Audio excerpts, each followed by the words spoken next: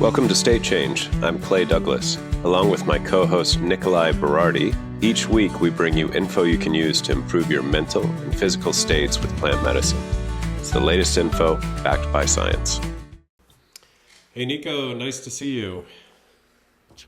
Hi, good to be back now virtually for once, but I'm excited to see what we are going to talk today. I'm excited too because the topic for today is insomnia, which is something that I've been dealing with for years, and it really has been the worst thing in my life. It's got some competition. I've had some challenges Yeah. over the years, but insomnia I think ranks at the top.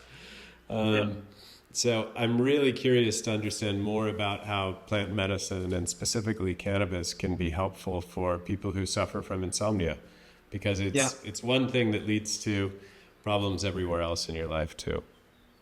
Yeah, I think sleep in general in nowadays medicine is still very much underappreciated and not talked about enough. And if you think about how many hours we spend in bed our whole life, it's crazy that we don't talk about this more. You know, we talk about yes, you should eat healthy, you should do sport, but even if you're an excessive sports guy, you're never going to do as much sport as you will sleep. So the good quality sleep and sleeping enough in a good quality is essential for basically all diseases. So it doesn't matter if you are struggling from other diseases, let's say like a depression or a burnout or also cardiovascular disease, sleep is important. And even if it's the only disease that you have or disturbance in your life that you cannot sleep well, but otherwise you're totally healthy, it still can impact a lot of your life.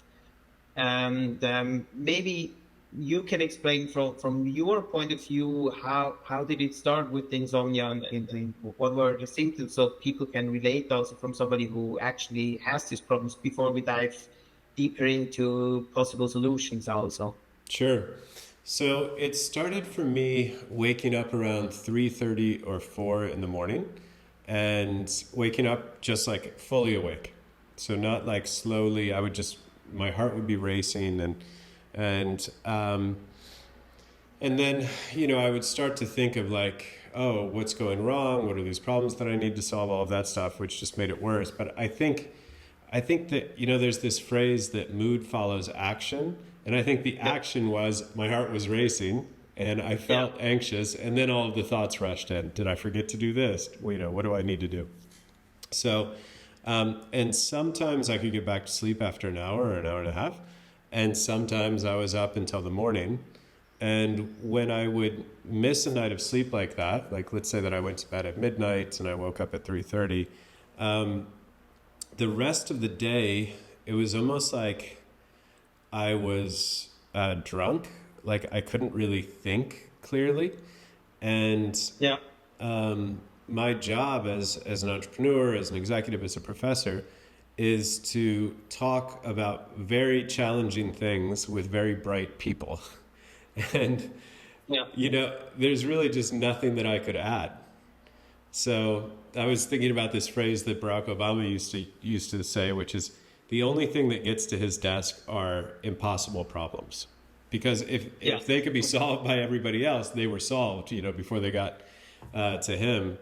And I think in a lot of cases, because I have the privilege of working with such great people, we're only talking about lesser of two evils situations in most cases, right? Very complex, lots of uncertainty, lots of ambiguity.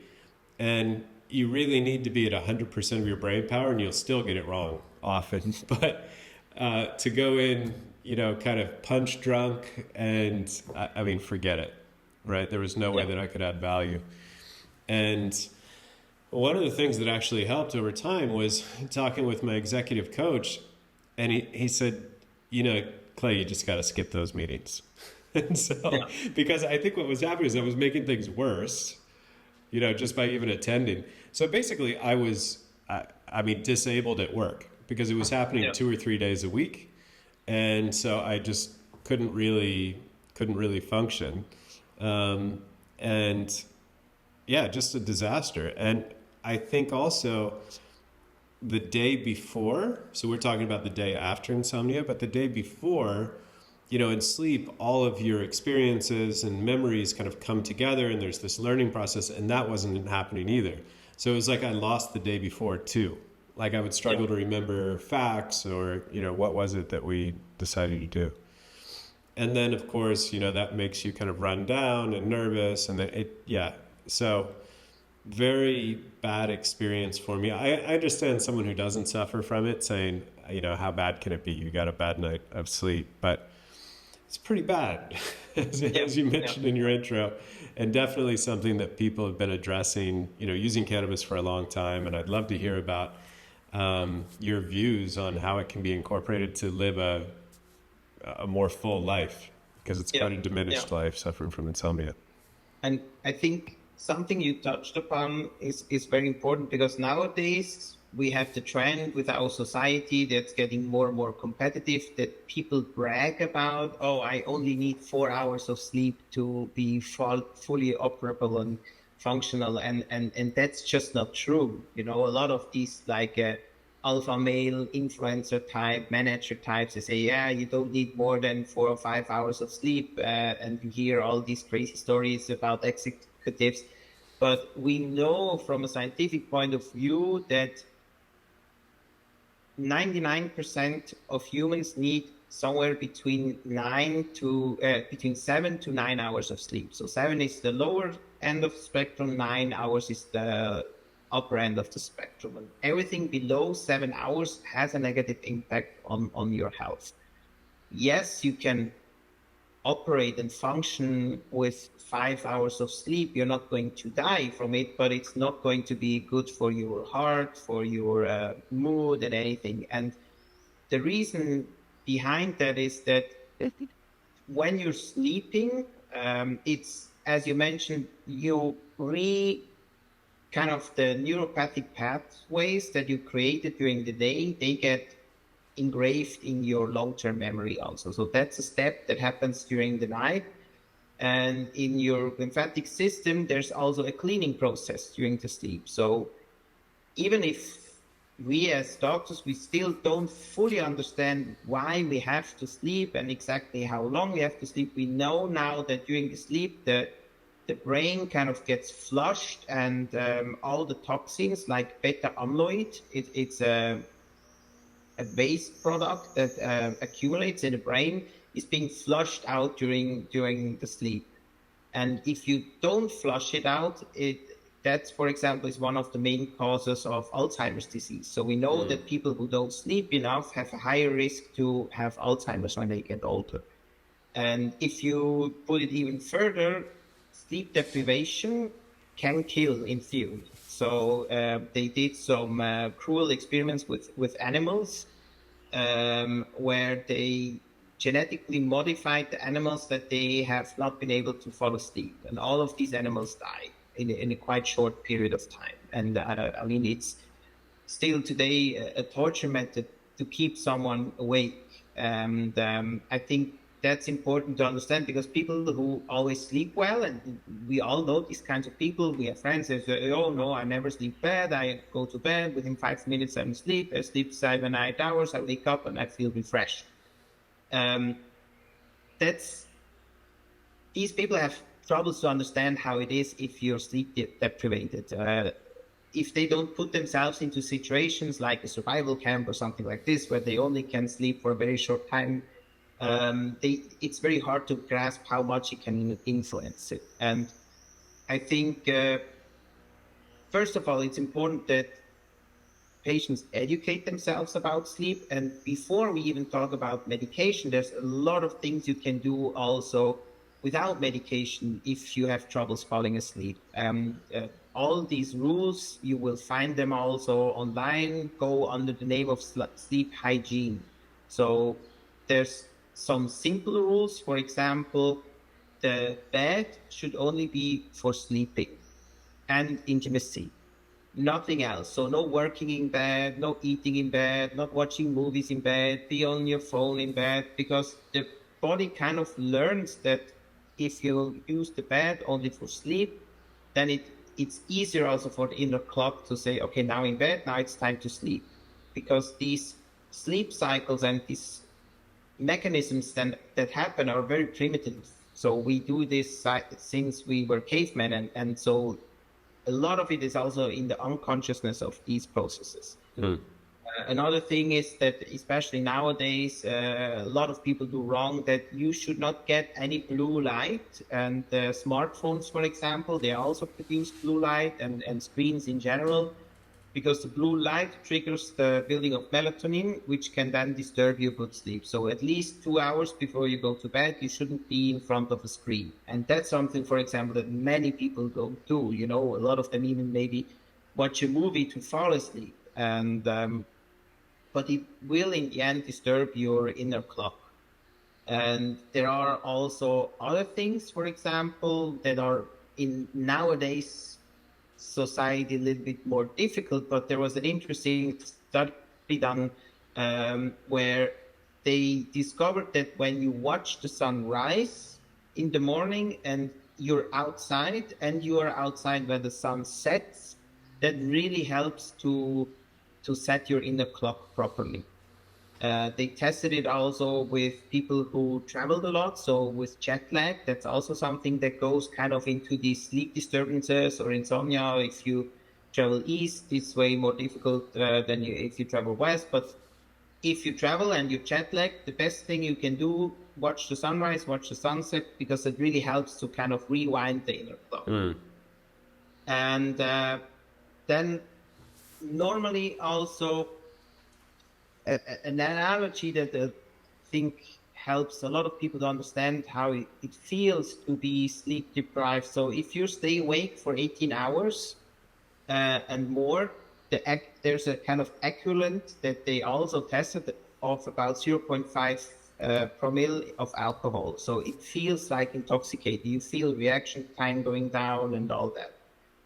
And the other thing that we know that is very important is then the dreaming phase, so the rapid eye movement phase during the sleep, because during this time there seems to be process happening in the brain that kind of helps to defragment the memories that we have and restructure. That this is important for the deep learning.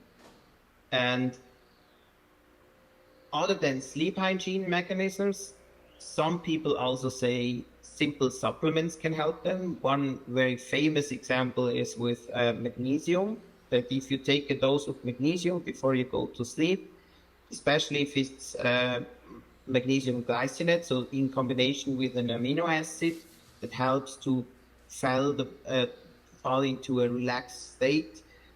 Simple little tricks like that. Put a glass of water next to your bed, have your magnesium there, drink it before you go to bed. That can be very, very helpful. But still, all these things like sleep hygiene, so go to bed at the same time, wake up at the same time, watch the sunset and sunrise, don't work on the screen before you go to bed, don't eat too much before you sleep, so best is no carbohydrates after 4 o'clock p.m. All these rules are very nice, but if you are a shift worker, for example, or you have a very stressful job and you have a meeting in let's say Europe with the US, you have it's just not functional, and then some people need to have like further help with sleep. And did you try anything before cannabis, like sleeping pills or anything like that, or how was your process when you talked with your coach or a doctor about it? So I spent many years kind of permanently jet lagged. So I was doing a lot of business all over the world, and often, not in one place long enough to adjust. And and that started, let's say, in the late 2000s. So let's say 2006, 2007, 8 is when that started. And it just kind of concluded a couple of years ago. So I always felt very at home in airports. But yeah, so I was using melatonin, I was exercising, I was doing a lot of meditation, and that would help. But I think the thing that has been most helpful for me weirdly, is somewhere, let's say like two teaspoons of honey right before I go to sleep, because it seems that my body's reacting at that 3:30 to 4 moment to a blood sugar change. Yeah. And that's when I'm waking up. So because the honey takes, this is my understanding, I want to check it with you, but because the honey takes a while to get through the system, you're not seeing this huge glycemic change in the body. Yeah. And that seems to have been very helpful. Implementing and that that shot. goes into the eating patterns before you sleep. So we know if you have a very heavy meal, hefty meal, right before you go to bed, it's going to disturb your sleep. You're going to be full. Your body uses all the resources to digest, and that increases your heart rate, and that can keep you awake, basically, right? And did you take also some medications like benzodiazepines or anything like that? No, I really didn't. I think every once in a while an Ambien, but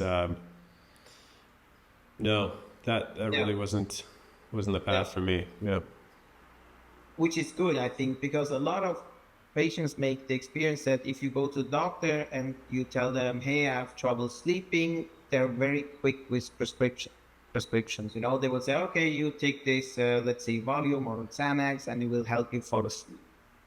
The problem with that is that all the medications that are now currently available for sleep, like prescription medications, most of them are not actually intended for sleep. If you look at the indication of, let's say, a benzodiazepine like Xanax, they're anxiolytic medication. They're good if you're anxious, but they're not saying if you have trouble sleeping, take Xanax, you know. So it's just one of the side effects, basically, of these benzodiazepines, is that they make you sleepy, and like this, you can fall asleep quicker.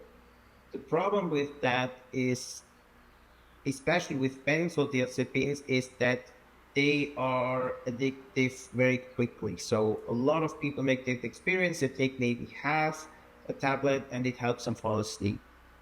2-3 weeks later, half a tablet doesn't do the deal. They take the whole.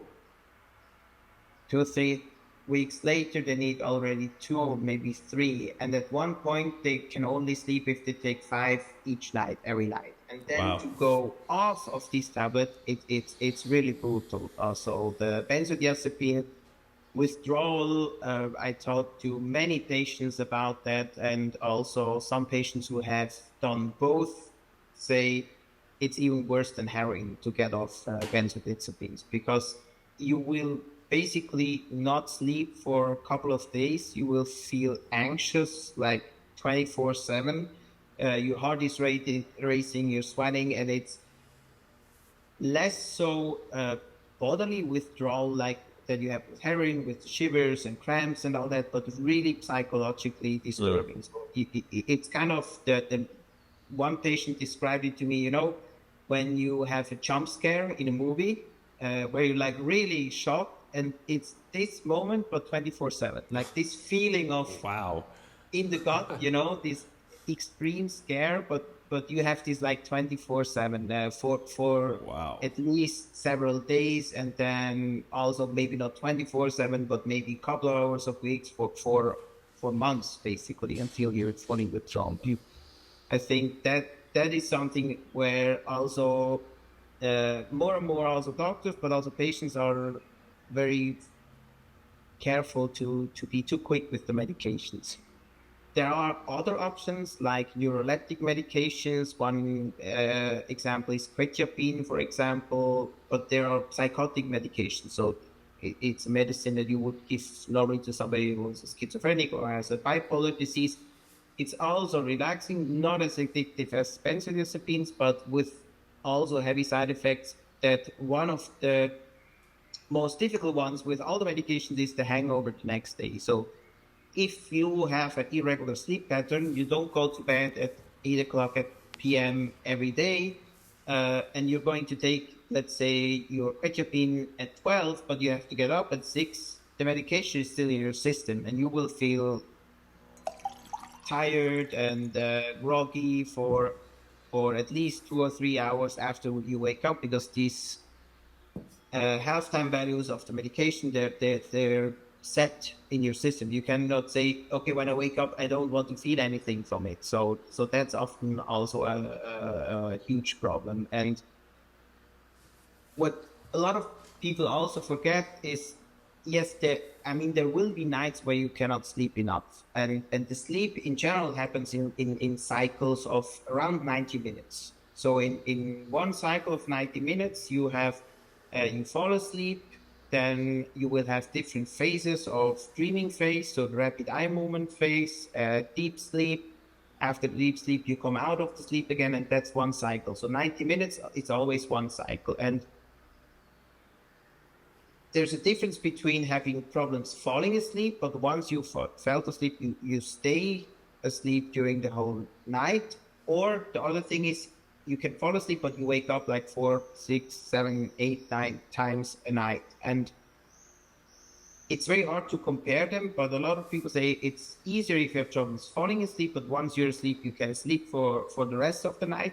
And that's because of the cycle. So if you go through, let's say, 6 hours of solid sleep, and you go through these 90-minute cycles, it can be way more refreshing than having, let's say, a broken 9 or 10 hours of sleep, where you wake up within these cycles.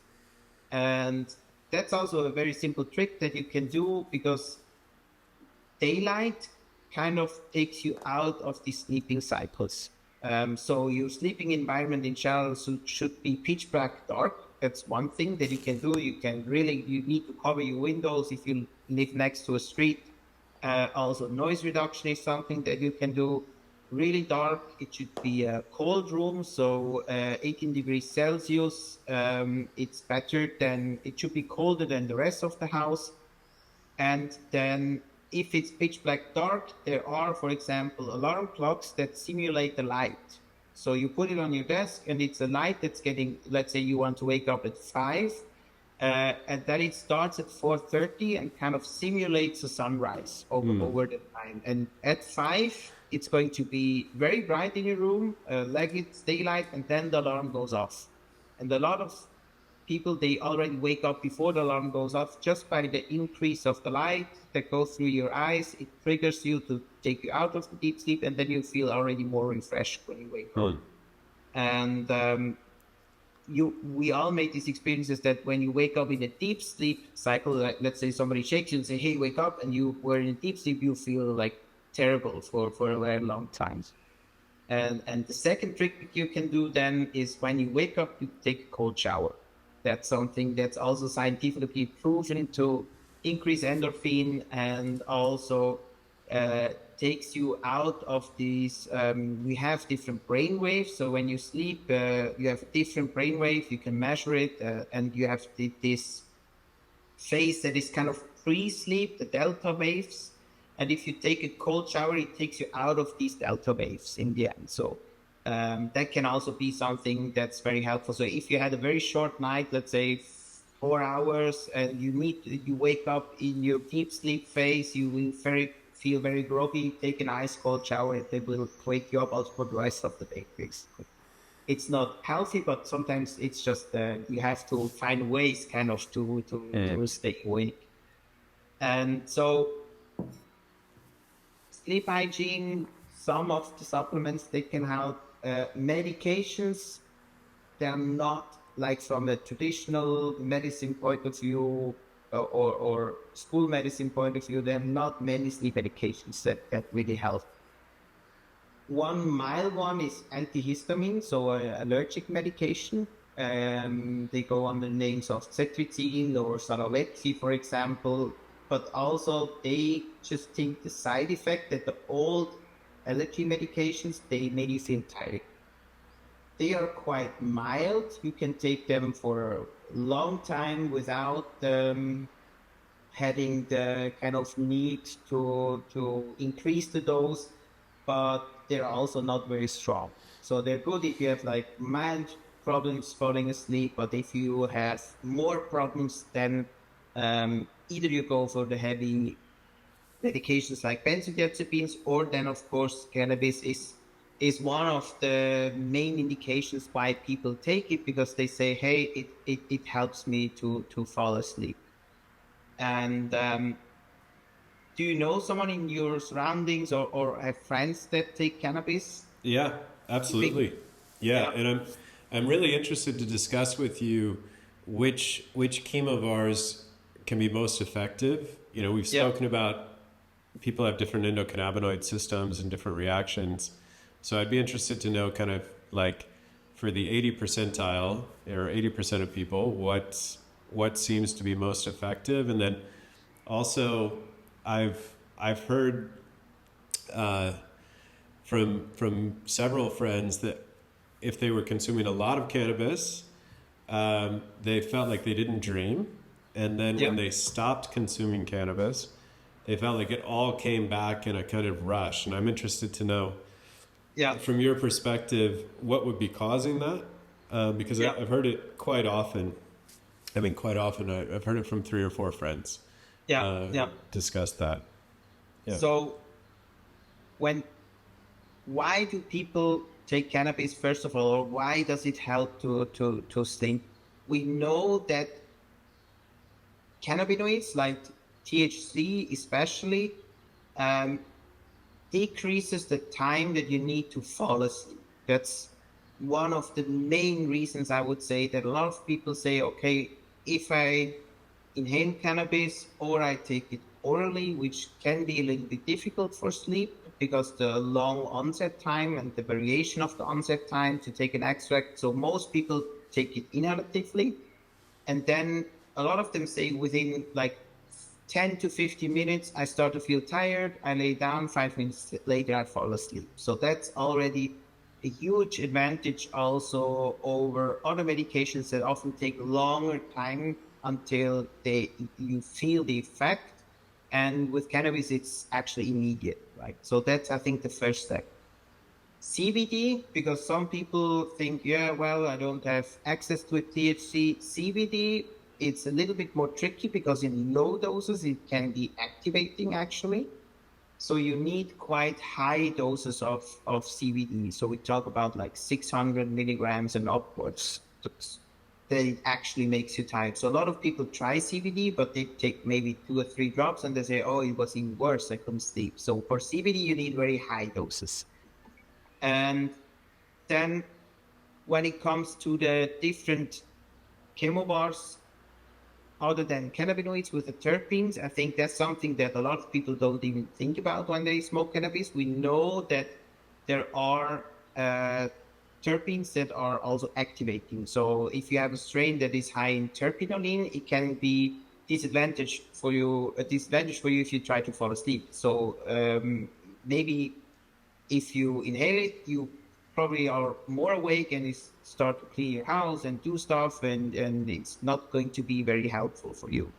So the best evidence for the terpenes is actually for myrcene, for example. So, and that's also a good one because you will find a lot of different strains that are quite high in myrcene. Um, and so it's easy also if you don't have many different genetic variations, to find one that is high in myrcene. And these ones are proven to be the most efficient because it's have the sedating effect. There are also other ones, a little bit less known ones. For example, like alpha humulene or guaiol. And also if it's a sleeping issue combined with, so a lot of people, for example, have troubles falling asleep because they have back pain or neck pain or pain in Yeah. general.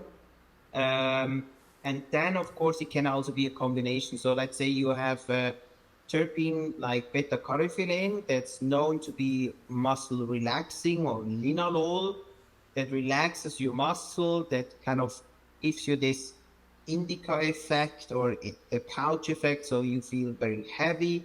And then combine it with myrcene that's really like cognitively sedating. That can be an ideal combination for patients. And I would, of course, avoid to have terpenes like terpinolane. Some people also say is terpenes that are increasing creativity, like limonene, for example, or increase focus, like pineal, can be disadvantages if you take it before sleep. So the best ones are really the ones that are either calming, relaxing, or sedating. And the best researched one actually are myrcene, linalool, and beta-carotene. That's definitely the ones that have the best effect. Is So it's important to have a necessary dose of THC because that decreases the time to fall asleep. If it's in combination with CBD, either because there are strains, cannabis strains that have CBD and THC, make sure that the CBD is high enough dose, or if you take your drops also, that in the evening you take a higher dose than during the day, and then have the terpenes also in the strain. And then once you fall asleep, then it really depends. Is it only that you have problems falling asleep? Then an inhalation once can already help. If you then sleep through the night, that's perfectly fine. The advantage of inhalative cannabis is also after 4 to 5 hours, the effect of the THC and the terpenes, they start to diminish. So that's something that a lot of patients tell me that, hey, it helps me to fall asleep. And the nice thing in comparison to, let's say, a neuroleptic medication is in the morning I wake up and I feel refreshed. I'm not tired, I don't have a hangover, I don't feel any effect. Maybe if it's in combination with the pain, they also say, also my pain is still better, I feel relaxed, I feel that the inflammation went down during the night, so it also really helps you to start in the day. I think that's one of the huge advantages compared to chemical medications in the end. And the last point then is if you take it inhalatively, but you still wake up after, let's say, 4 or 5 hours when the effects are gone, then you have two possibilities. Some patients say, okay, if I wake up during the night, I go to the bathroom, I again take 1 or 2 inhalative applications, and then it helps me for the rest of the night. That's fine if you look at the 90-minute cycles. If it fits like that, you wake up, you take again, and you have maybe 1 or 2 or 3 90-minute cycles again for the rest of the night before you have to get up. That can be totally fine. Or another possibility that some patients do is they combine an oral intake and an inhalative intake. So they say, okay, I take oral, let's say 5 or 10 milligram THC edible, or an oil or an extract before I go to sleep. And it doesn't matter if I don't feel it immediately, because I will also do an inhalative application. With the inhalative, it will help me to fall asleep right away.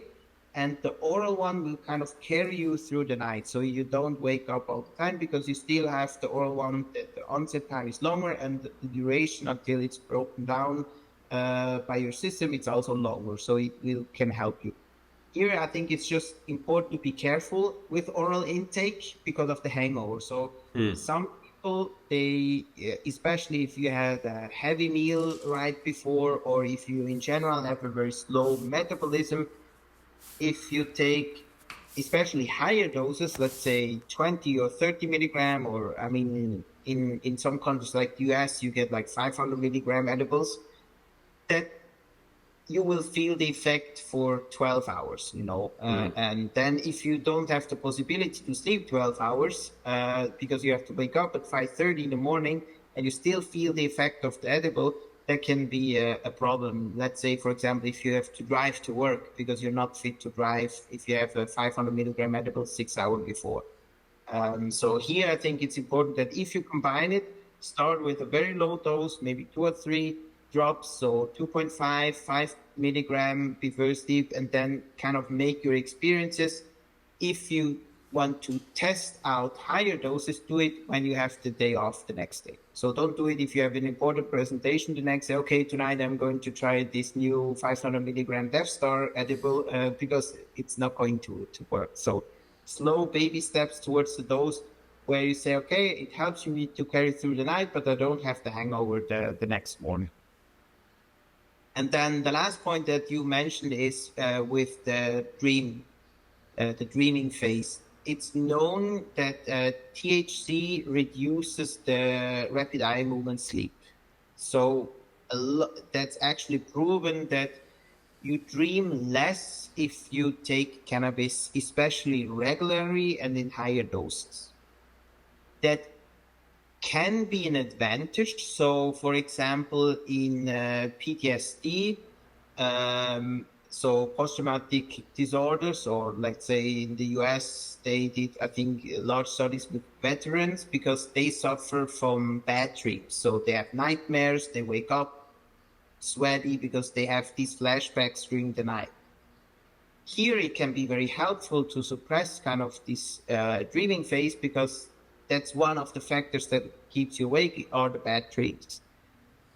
What's still unknown, if you, let's say, take cannabis for years in higher doses and you suppress the rapid eye movement sleep, how that can impact your long-term learning. So I would say if you are in a very competitive environment and you have to learn a lot of new information, best example could be if you're doing your PhD or you're in university, you're in a phase where you have to take on a lot of new information.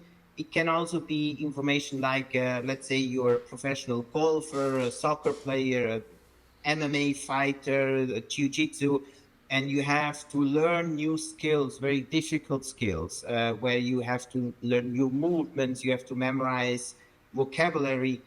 There, I would say I would be careful to take too much cannabis over too long period of time, because the rapid eye movement phase is also important for learning. So you kind of learn during the day, during the night, during the rapid eye movement phase. Some of it gets also engraved into your long-term memory. So it's going to be harder for you to have this kind of long-term memory building if you smoke every night higher doses of THC. And I think the best is if you use it for sleep, first of all, try to avoid it, to do it every night. So if you find other ways with the sleep hygiene, with an ideal environment to kind of help you fall asleep, not to do it every night, and give yourself sometimes a break of, let's say, 3 nights at least without cannabis, so you can have this rapid eye movement phase. If you have a learning day, let's say you go to the library, you study all day, then it's best, that would be the best day to do it without, if it's possible. Of course, if I would have to choose personally between, okay, I cannot sleep for 3 months, or I maybe have a harder time to learn new vocabulary, I would kind of try to find this balance and do a kind of mix, because it's okay if you don't sleep 1 or 2 nights a week, not so well, but the rest of the week well. And in these nights where you sleep, sleep very well, with the cannabis, then it's okay. But you still have then the nights where you can use it, the time for the learning. So when you have a heavy study day, don't use it, and other nights you can use it. And maybe one last thing also is, if you have troubles to sleep for years and years and years, in my opinion, I think also it makes sense at least at one point to do a sleep analysis with a doctor. And there are different possibilities. I mean, the traditional one is that you go to a sleeping lab and you get hooked up. So then they check you, they do an EEG, so they look at your brainwave, they look at body movement, they look at also oxygen during the night. Because, for example, one of the main issues why people feel tired all the time and they don't sleep well is sleep apnea, for example. So sleep apnea, meaning that it's kind of a disease that most of the time has anatomical basis. So if you have a very short neck, if you're overweight, or sometimes also just the way your mouth is structured. So some people, when they open your mouth, you can see way back. So you see it almost the throat. You can sometimes even see the epiglottis, so kind of the closing of the trachea. Some people, you don't see anything. You just see the tongue. So they have a huge tongue. It's already very tight. And then when they sleep, what happens is that the kind of tongue obstructs the airways, and they have these phases during the night where they don't breathe properly. And if you don't feel it necessarily if you have sleep apnea, you just feel like shit the whole day because you're tired. Because during the night, what happens, you actually don't breathe for longer periods of time. Most of the time, if a patient gets referred to me because they suspect sleep apnea, it's not the patient who comes and say, "Hey, doc, I think I have sleep apnea." It's actually either the wife or the husband who comes and say, "Hey, my partner doesn't breathe during the night." They can have pauses that take like 2, 3, 4 minutes without breathing, and that can be very scary. You lie there. A lot of them snore also. So snoring is one of the signs that you have a high risk of sleep apnea, and then they snore, and then suddenly it's a break. And then like for 1 minute, 1.5 minutes, 2 minutes, no breaths are being taken, and that can be very scary because you think, hey, you should breathe. You're going to suffocate during the night. But what happens is that your oxygen level in the blood drops drastically. So normally we have somewhere between 90 to 99% oxygen in the blood. Below 94, it's already mild hypoxia, so you already lack some of the oxygens, and they can even drop below 90%. So they go all the way down to 85, sometimes even 80% only of oxygen in the blood. And then when the oxygen is too low, your body kind of tries to survive, wakes you up, makes you do a deep breath. You take a deep breath for 2 or 3 times, and then you fall back asleep, and the whole cycle starts over again. If you have a very bad sleep apnea, often it's combined with nightmares. So they wake up and dream that somebody's trying to suffocate them. So it's kind of really a survival mechanism. Your body is trying to say, hey, you need to wake up, you need to breathe. You never die from sleep apnea during the night. It's not that you actually stop breathing and you die. So the survival instinct of our body is good enough that it will make you awake. But the problem is these long phases of having not enough oxygen, they have huge implications on quality of life. So you feel tired all the time. You have the tendency to fall asleep during the day. If you have heavy sleep apnea, some people say, the classic is you cannot watch a movie without falling asleep. Some people also, driving can be a problem. So if it's very boring, you fall asleep all the time while you drive. And it also has implications. You have a higher risk for depression. You have the immune system doesn't work properly if you don't sleep well, and also cardiovascular risk. This is the main reason why you should treat it. You have a way high risk of having a heart attack if you actually sleep apnea. And if you go to a sleep lab, that's being detected. Nowadays, there are even startups in Switzerland, for example. We have one that's called Sleepits. So you don't even have to go to a sleep lab. They deliver all the whole toolkit to your home. So you have a little machine on your bedside. You wear a small clock with the oxygen measurement, and the box on the bedside, it measures how you move and listens even if you snore. So it records all the noises. It measures the oxygen, it measures how often you breathe, and then you need to have just 3 nights with good data quality, and then the device does everything on its own, and in the end you're going to have a sleep report, and you can for certain say, do you have sleep apnea or not? If it's suspected sleep apnea, then of course it makes sense to go and see a pneumologist. There are different ways to treat sleep apnea. The classic way is with the mask during the night, and the way it basically works, you wear this mask, and whenever you take a breath in, the device recognizes that and then just adds a little bit of pressure to the air, so it helps you breathe past your tongue. There are now also very fancy new ways. There are some pharmaceutical companies who claim to have some medications that can help with sleep apnea. There are also some kind of sleep pacemakers. So it's the same way that you have a pacemaker for your heart. So it's a electrical device that's being implanted under the skin, and then you have electrode, and whenever you take a breath in, it kind of tensions the muscle of the tongue and opens the airway. So there are many different ways and possibilities how you can treat it, but it definitely makes sense once in a life, at least, to, if you have trouble sleeping, you feel tired all the time, to check for that. Because especially with the new devices, you can do it in the comfort of your own home. It's also sometimes even more realistic because you in a lab setting, it's very hard to sleep. You have all these machines and people will watch you during your sleep, and some people maybe feel creeped out by that, which I can totally understand, that you have some guys sitting on the camera watching you sleep all night. And the other one you can do in the comfort of your home, and it already gives you a very, very good idea how if there's a problem with sleep apnea or not. And so all of that, I think, is important, that sleep, because often people look for the easiest solution and they say, okay, just give me a pill, and it's not easy. It's not that easy. It's many, many steps that go together. So check if you have sleep apnea, watch for a good hygiene. As you mentioned, also, what you do during the day has an influence on your night. Exercise is important, meditation can help.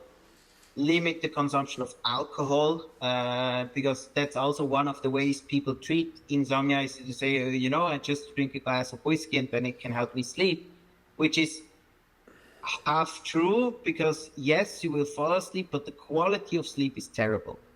It disturbs all these cycles that happen, first of all, and also, of course, long term, you're not going to do your body a favor if you only can sleep with alcohol. But it's also a classical one, the people say, I just drink my whiskey and then I can sleep. And if you intervene, I think start with the milder variations, for example, like with a magnesium before you go to sleep, or a magnesium glycinate. There are also other plant-based medicines, like, for example, valerian is one that modulates the GABA receptors. So they work similar to benzodiazepines, but much milder, without any side effects. You can test it out without any risk. If it doesn't help, you can stop, and you're not going to have withdrawal. So also passion flower or passiflora is one that it has this GABAergic activity.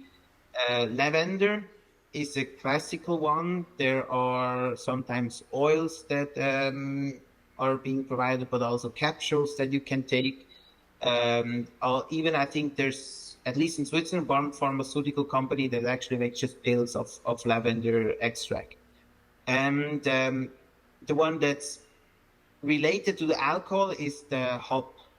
So hops, the plant that you make beer out of, basically, or the beer, the taste, also has a sedating properties, especially in synergy with valerian.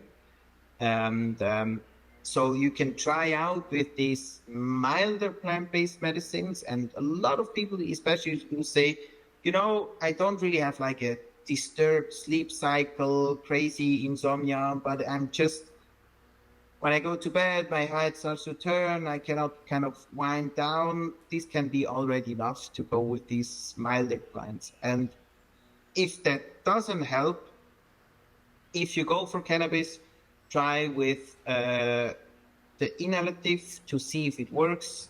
If you combine it with orally, because you also have trouble sleeping through the night, start with a low dose and slowly go there, and don't overdo it. And also with cannabis, it's not recommended to see that as a solution for taking every night for the next 30 years, because it can disturb the rapid eye movement cycle, the REM phase in the sleep. So give yourself sometimes also a break between, so your body can also cleanse out all of it. And never forget also to look for root causes why you don't sleep well, and try if there's a possibility also to get rid of these. Yeah. Yeah. Hey, well, great, Nico. This is a really comprehensive conversation on what we can do around sleep. What percentage of the population would you say suffers from insomnia, and how would you define it? So, like, one night every 6 months wouldn't be insomnia. What would be? How would someone know? Okay, this is a problem. You think what is like kind of the, when would you consider it a problem, basically? Yeah. So I would say if it's weekly that you have problems sleeping, then I think it makes sense to take a further look. Of course, every one of us has sometimes, let's say every other month or so, maybe a night where they don't sleep well. It can have different causes. Maybe it was a very hot night where the temperature never drops below 20 degrees Celsius. It was noisy, you get too much to drink. So that's totally normal. If it's reoccurring weekly, you say, okay, 1 or 2 nights a week I don't sleep well. I think that's already an indication that you can should have a further look. And what would you say? So when did you feel in your case that it became a problem? I think it kind of snuck up on me because so much of it was jet lag. And then I think maybe it became a pattern from the jet lag. So I kind of got used to it. And I think I did not have good sleep hygiene. So I would be working from bed or working from bed in the morning. I would, be watching movies or something. I'd have a screen, that blue light at night. Yeah. Alcohol, I think, is another issue. Eating late. I've spent about half of my life in Spain. It's famous for having late dinner. Exactly. Yeah. Late dinners. And then, obviously a very stressful career. So I think I just kind of accepted it, and then it just started to deteriorate, so much and became so frequent. As I mentioned, sometimes 2 or 3, maybe even 4 nights a week, with whole days being a write-off. And I realized kind of bit by bit that I was effectively disabled, right? Like I couldn't do the things that I wanted to do in my life. And so that's when I started taking it, very, very seriously and trying a bunch of different tools to address it. So, yeah. And I think that's important because some people, you would say from the outside, okay, they don't sleep well, but I think if as soon as it also impacts your day, I think that's also a sign, that there's actually problems. So medically, the definition is at least weekly. Definitely, if it's more than 3 weeks a night, then you say, okay, there's a disturbance of the sleep, and it should also be longer than a month. So if it's more than a month for more than 3 nights a week, then it's per definition, it's like the diagnostic criteria. The second one is also, does it impact your day? So do you have problems to concentrate during the day? Do you feel irritated? Do you see kind of your performance going down, be it sport performance, but also cognitive performance or performance at your job, or also in a relationship, for example? So does it impact also your day at daily life? And how often is it? So short-term insomnia, that's less for a month. It's the indication is like 50% of adults. So everybody, every other person has this problem. There are maybe 20, maximum 50% of the population. I would say it's rather on the 20%. They're just sleeping well all the time, and they can have genetic factors, or that they are just very good in adapting these sleep hygiene rules, or they have just a very orderly life. If you have a 9 to 5 job, Monday to Friday, it's way easier to never problems sleeping because you go to bed at the same time, you get up, not too early, not too late. And chronic insomnia, it's still 10 to 15%. So it's still every 10th who has chronic insomnia in if you look at the whole population. And from these 10 to 15%, it's around 10% that has a severe chronic also impact on the day. And so that's still a slower percentage, but I think 10% of the general population that shows, and that's only the ones that actually get diagnosed. I think that the huge problem is the dark number, or the numbers we don't know, because they just say, yeah, well, I just feel like tired all the time. It's normal, you know.